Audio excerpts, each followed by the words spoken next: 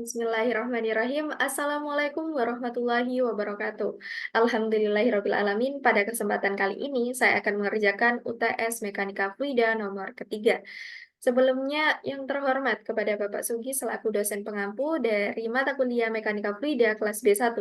Perkenalkan, nama saya Adi Fanur Safira dengan NIM 0821111333 dan 008. Nah, pada video kali ini saya akan mengerjakan UTS ya. UTS-nya Mekanika Fluida, nomornya nomor 3. Nah, pada nomor 3 ini mahasiswa diminta untuk membuat simulasi dari aliran fluida menggunakan Python. Baik, akan saya share screen. Nah, sudah terlihat.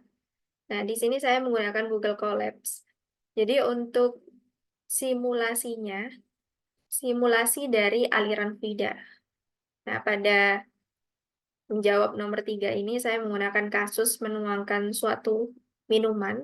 Nah, jadi saya menggunakan simulasi dengan bentuk Lagrange dari Navier-Stokes. Ya. Nah, saya menggunakan Google Colabs ini sebagai simulasi untuk melakukan bagaimana sih bentuk dari aliran fluidanya yang ada eh, di sini ya, yang mana saya menggunakan kasus menuangkan suatu minuman. Nah, ini adalah codingannya. Mari kita lihat secara cepat terlebih dahulu sebelum saya analisis. Seperti ini untuk codingannya.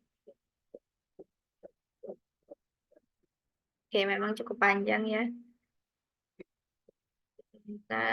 Sebentar. Ini adalah hasil runningnya. Mungkin akan saya running ulang. Bismillahirrahmanirrahim. Oke, mungkin sebelum saya running akan saya jelaskan terlebih dahulu. Nah, jadi persamaan tersebut atau codingan yang saya tampilkan pada layar itu adalah kode yang digunakan untuk mensimulasikan aliran fluida pada permukaan bebas, yang di sini saya ambil kasus menuangkan suatu minuman ya, menggunakan metode Smooth Particle Hydrodynamic atau SPH.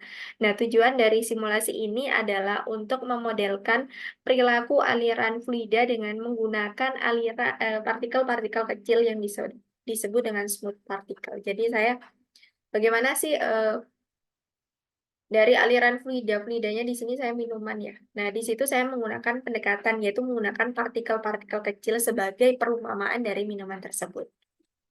Dalam simulasi ini, saya menggunakan persamaan Navier-Stokes momentum dalam bentuk Lagrangian yang digunakan untuk memodelkan dari aliran fluidanya. Nah, persamaan tersebut ditampilkan ya di awal kode. Jadi simulasi ini juga memperhitungkan beberapa parameter seperti kecepatan, kemudian massa jenis, tekanan, viskositas dinamis, dan juga gravitasinya. Nah, selain itu, eh, adapun ya algoritma yang diterapkan di kode-kode tersebut juga meliputi beberapa langkah ya. Kalau kita bisa lihat di sini, nah ini kita lihat ya ada gambaran skenarionya. Nah, nah ini untuk algoritmanya. Nah, algoritma di sini dimulai dengan menghitung dari gaya-gaya yang bekerja di setiap partikelnya, kemudian memperbarui posisi dan kecepatan partikel. Jadi setiap perubahan waktu ya pasti di situ diperbarui juga untuk posisi dan kecepatan, serta menegakkan kondisi batas dinding. Nah, metode ini memanfaatkan smoothies kernels untuk menghaluskan sifat-sifat fluidanya secara radial di setiap partikelnya. Nah, jadi tujuan dari simulasi ini adalah secara garis besar ya, itu untuk memvisualisasikan dan juga memahami bagaimana sih perilaku dari aliran fluida pada permukaan bebas. Nah, seperti yang terjadi ketika menuangkan minuman ini dengan gunakan metode SPH. Nah, SPH itu apa? Yaitu Smooth Particle Hydrodynamics. Oke, di sini mari kita pahami untuk codingnya. Oke, di sini kita menggunakan integral-integralan ya, diferensial. Oke, mari kita mulai. Nah, di sini. Nah, ada import, num, eh, numpy. Nah, mungkin numpy. Mungkin ada kesalahan dari sisi pengejaannya ya. Di sini saya baca sepengetahuan saya. Nah, apa sih makna dari eh, import numpy SNP? Nah, itu apa sih? Nah, mari kita kulik dan kita pelajari bersama-sama. Jadi baris ini bisa kita lihat ya. Baris ini akan mengimpor dari eh, NumPy atau sebagai NP itu kalau disingkat ya NP. Nun eh, NumPy ini adalah pustaka dari Python yang berguna untuk sebagai komputasi numerik terutama dalam manipulasi operasi matematika. Dan di sini yang saya panggil pertama memang kodenya adalah import NumPy SNP. Oke, lanjut ya. Kemudian, nah di sini import MATLAB lib.pyplot splt. Nah ini yang akan saya gunakan ada 4 ini. Nanti akan saya gunakan untuk coding-coding di bawahnya ini ya. Oke. Adapun fungsi dari import matplotlib.pyplot splt. Nah, itu baris ini itu untuk mengimpor dari modul pyplot dari pustaka sebagai saya beri kode PLT. Nah, pustaka dari mana? Nah, itu dari matplotlib. Nah, itu pustaka yang digunakan untuk membuat visualisasi grafik dan plot dalam Python. Adapun codingan ini saya dapatkan di suatu website ya. Website ini membahas tentang ya, mekanika fluida, simulasinya menggunakan Python. Oke. Nah, baris yang ketiga di sini ada from eh, sklearn import Nickboards. Nah, di sini mungkin ada salah pengejaan dari saya ya, mohon maaf kalau ada kesalahan. Nah, baris itu menjelaskan untuk mengimpor modul Nickboards dari pustaka Ski Sti Skikit-learn. Nah, SK itu adalah Skikit-learn. Nah, itu apa? Itu adalah pustaka Python yang populer ya untuk machine learning dan data mining. Nah, di sini kita menggunakan modul Nickboards untuk melakukan komputasi tetangga terdekat. Nah, seperti itu. Nah, ini seperti yang digunakan di mata kuliah zat padat yang mengenai tetangga terdekat. Seperti itu. Nah, kemudian kita lanjut ya. Di baris keempat di sini ada from TKDM import TKDM. Nah, apa itu maknanya ya? Jadi, makna dari baris tersebut adalah mengimpor fungsi TKDM dari pustaka TKDM. Apa itu TKDM? TKDM itu adalah pustaka Python yang digunakan untuk membuat bar di setiap iterasinya. Ya, bar kemajuan. Jadi ketika memperbarui, misal ketika menuang air ya, menuang minuman dari atas ini sampai mendekati gelas, itu kan pastinya ada perubahan ya. Dan eh, coding yang digunakan ya berupa iterasi, yang mana akan setiap kondisi tersebut itu akan menciptakan eh, posisi dan juga kecepatan yang berbeda karena waktunya juga berbeda. Sehingga digunakan from TKDM import TKDM itu sebagai bar kemajuan di terminal selama iterasi yang terjadi seperti itu. Nah, Kemudian kita menggunakan beberapa konstanta-konstanta ya dalam codingan ini. Nah, adapun konstanta yang digunakan di sini bisa kita lihat ya, seperti max particle, kemudian eh ya, max particles, domain wide, kemudian domain height ya, dari lebar dan juga dari tinggi, width dan height-nya. Kemudian kalau kita definisikan ya, kita definisikan apa itu sebenarnya? Nah, max particle itu adalah konstanta yang menentukan jumlah maksimum partikel yang akan digunakan dalam simulasi. Nah, pada awalnya memang tidak semua partikel ini digunakan, tetapi saat simulasi berjalan akan lebih banyak partikel yang ditambahkan. Nah, maka jumlah total partikel itu tidak akan melebihi nilai yang ditetapkan oleh max particle. Nah, max particle yang saya gunakan dalam coding ini adalah 125. Kemudian domain width, nah, dan domain height di sini ya.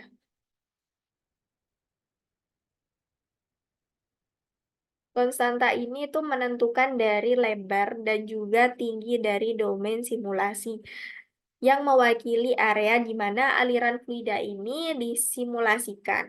Nah, seperti contohnya di situ ada lebar domain ya, domain lebar dalam satuan yang sesuai, sementara dari tinggi domainnya itu dalam satuan yang juga sesuai. Nah, di sini saya tentukan untuk lebarnya 40 dan tingginya 80. Oke. Nah, parameter-parameter tersebut itu digunakan di dalam kode yang mana mungkin juga ada konstanta lain yang ditentukan dalam kode yang eh, memang kadang tidak disebutkan juga kadang disebutkan. Itu apa maksudnya? Di sini coba kita pelajari satu-satu ya, kita ulik.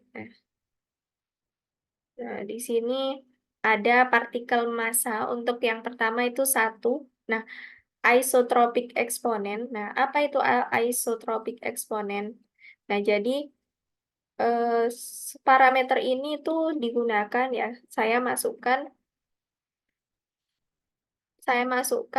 di setelah kode dari domain tinggi. Nah, jadi isotropic eksponen itu parameter yang digunakan untuk perhitungan tekanan dalam simulasi aliran fluida.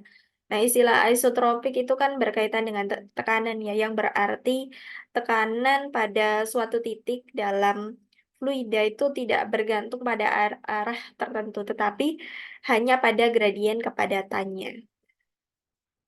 Nah, memang kalau di simulasi ini ya, simulasi dari SPH, tekanan pada setiap partikel itu dihitung berdasarkan perubahan kepadatan relatif terhadap kepadatan referensi. Nah, oleh karenanya itu memang kita butuh ya dari perhitungan ini menggunakan isotropic eksponen. Nah, kemudian kita beralih ke bawahnya ya. Nah, mengenai base density. Apa ya? Apa gitu ya base density? Memang kalau ada beberapa istilah yang harus memang kita pahami dengan baik ya. Base density. Di sini saya gunakan 1. Nah, nilai ini adalah nilai kepadatan referensi dalam simulasi. Kepadatan referensi ini digunakan sebagai titik acuan untuk menghitung perubahan kepadatan relatif pada setiap partikelnya. Nah, nilai ini diatur ke nilai 1 untuk keperluan ya standarisasi saja ya. Di situ saya menggunakan angka 1. Tetapi dalam beberapa kasus ya bisa diatur bergantung dengan skala dan juga karakteristik dari simulasi yang ingin dilakukan. Nah, kemudian ada smoothing length. Saya gunakan 5. Ini adalah panjang dari smoothing yang digunakan di metode SPH, Smooth Particle Hydrodynamics. Panjang smoothing ini adalah parameter yang digunakan untuk menentukan dari jangkauan pengaruh dari setiap partikel dalam menghitung properti fisik seperti kepadatan, tekanan, viskositas di sekitarnya. Semakin besar dari smoothing length, itu maka menghasilkan nilai yang semakin besar pada area yang dipertimbangkan oleh setiap partikel dalam menghitung propertinya. Kemudian dynamic viscosity, di sini saya gunakan 0,5. Ini adalah viskositas dinamis fluida dalam simulasi. Viskositas dinamis ini menggambarkan seberapa kental sih atau seberapa cair dari fluida tersebut dan mempengaruhi seberapa cepat energi kinetik dapat tersebar dalam fluida ini. Nah, nilai dari dynamic viscosity ini yang lebih tinggi akan menunjukkan viskositas yang lebih kental. Nah, berlaku sebaliknya ya jika nilainya lebih rendah, maka menunjukkan bahwa fluida ini lebih cair. Kemudian damping koefisien. Nah, saya gunakan minus 0,9. Apa sih? Nah, ini adalah koefisien redaman, damping ya, redaman yang digunakan pada partikel ketika mereka berinteraksi dengan batas dinding domain simulasi. Koefisien redaman ini mengontrol seberapa cepat partikel kehilangan energi ketika mereka bertabrakan dengan dinding. Nah, nilai negatif ini menunjukkan bahwa redaman akan mengurangi kecepatan partikel. Nah, kemudian ada constant force sama dengan NP array 0,0 hingga min 0,1. Ini adalah gaya konstan yang diterapkan pada setiap partikel dalam simulasi. Nah, dalam hal ini gaya konstan tersebut adalah suatu vektor dengan komponen. Nah, jadi 0,0 itu adalah komponen X dan min 0,1 itu adalah komponen Y. Artinya, gaya konstan ini akan bekerja ke arah negatif sumbu Y yang mungkin mewakili gaya gravitasi atau gaya eksternal lainnya yang bekerja pada sistem. Oke, seperti itu. Kita lanjut ya, menerjemahkan yang di bawahnya. Oke. Nah, ketika time step length, nah kemudian ada n time step dan add particle every. Nah, di sini ada waktu di setiap length. Length itu di panjang ya, itu 0,1. N time steps itu 2, 500, jadi itu setiap waktu ya, langkah setiap waktu. Dan menambahkan setiap partikelnya itu berjumlah 50. Nah, ini dimulai dengan figure size.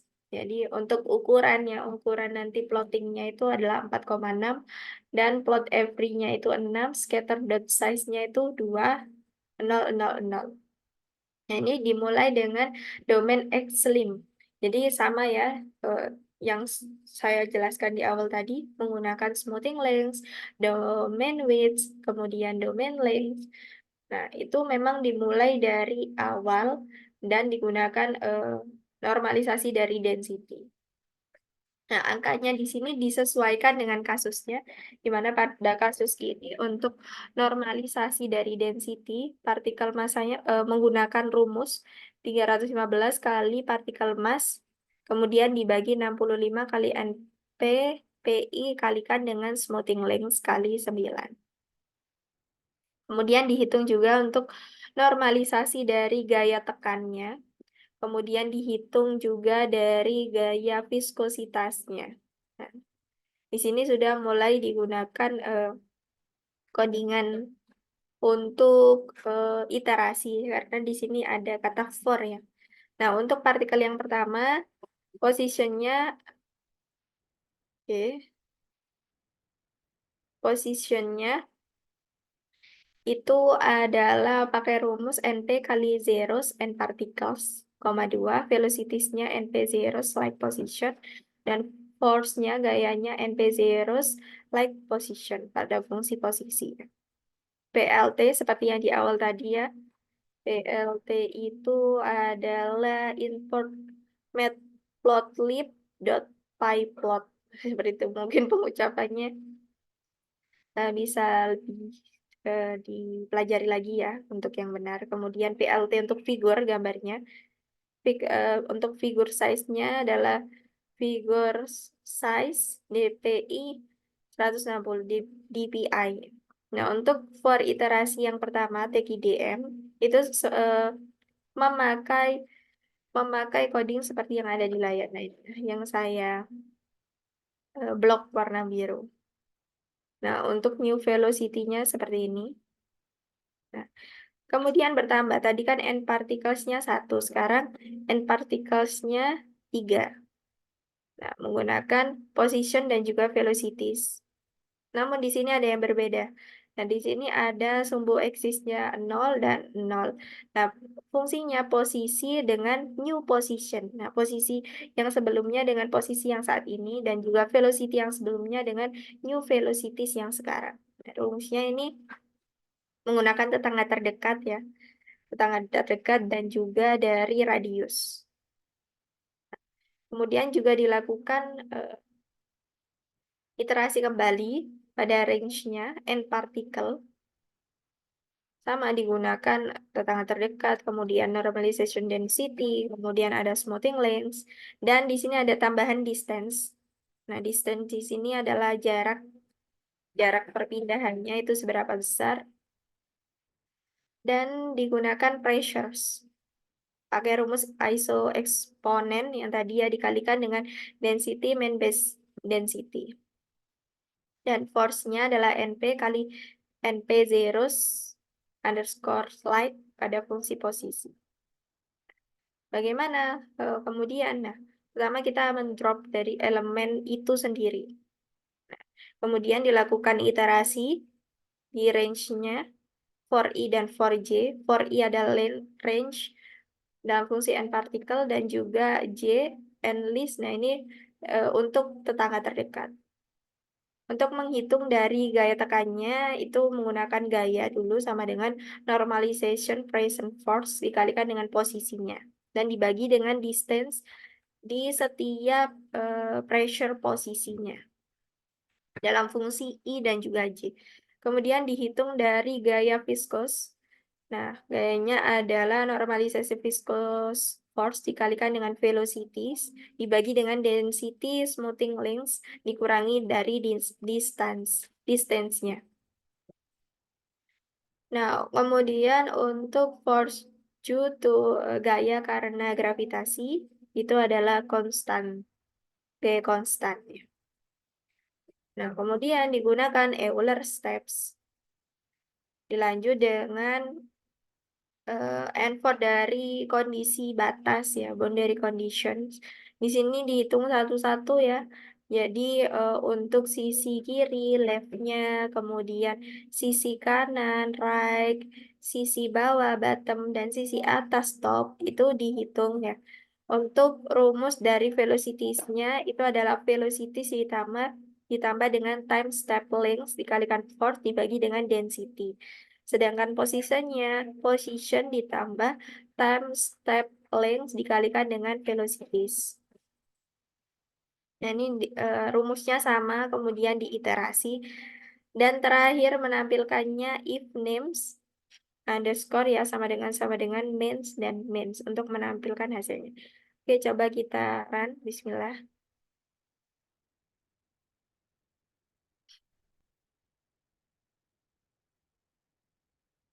Oke, karena memang codingnya cukup panjang, Mbak. Jadi butuh waktu yang cukup lama juga.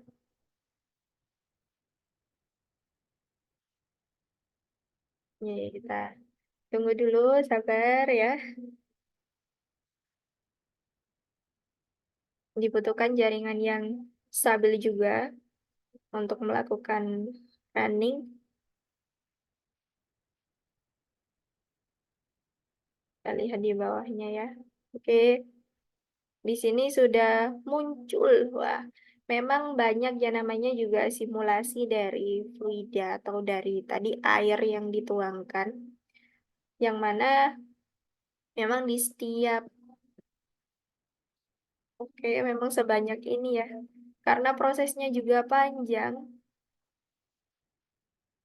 maka memang waktunya juga cukup lama. Nah, ini kita lihat dari 0% ya, kita lihat dari perbedaannya di sini. Ini pertama, mau dituang. Nah, kemudian di sini masih 0%. Oke, saya jalankan pelan-pelan ya. Yang, partikel 3 partikel itu mulai turun. Nah, kita lihat, trennya ya. Jadi dia sudah mulai turun turun turun. Ini 4%, ini 5%, 6%, 7%, 8%. Oke, mungkin akan saya jalankan seperti ini. Wah, seperti ini. Nah, ini sudah mulai banyak perpindahan pergerakan dari partikel-partikelnya sebagai simulasi dari aliran fluida ini 14% ya. Kita lanjut. Ini 18%, 19. Nah, ini kita bisa lihat ya, dia masih muter. Artinya dia masih runningnya masih berjalan ya, karena memang kodenya panjang nih sampai mencapai 100%. Ini 24%, 25%, 30%. Wah, bisa dilihat kan ya, eh, perubahan dari posisi, velocity, waktu. Di sini memang benar-benar terlihat. Nah, coba kita lihat di 37%. Nah, bentuknya seperti ini. Oke, ini sudah mulai selesai. Oke, maksimal ini berapa persen ya? Kita cek yang di bawah. Ini 46%, 48%. Ah, mungkin saya cepatkan men-scrollnya. Di sini 62%. Nah, sudah mulai kayak bergabung gitu ya dari minumannya yang kita tuangkan. Misal ke gelas gitu.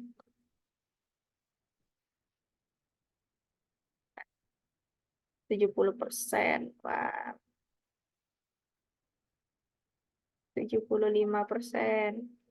77%. Kita lihat. Wah, perbedaannya memang sangat signifikan ya. Ini 86%. Ini 96%. Mulai teratur ya. Oke, 100%. Nah, ini dia. Sudah terlihat. Ini 100%. Oke, alhamdulillah kita sudah berhasil melakukan simulasi aliran fluida untuk soal dari mekanika fluida UTS nomor 3. Terima kasih atas perhatiannya. Mohon maaf jika ada kekurangan dan ada kesalahan. Terima kasih. Wassalamualaikum warahmatullahi wabarakatuh.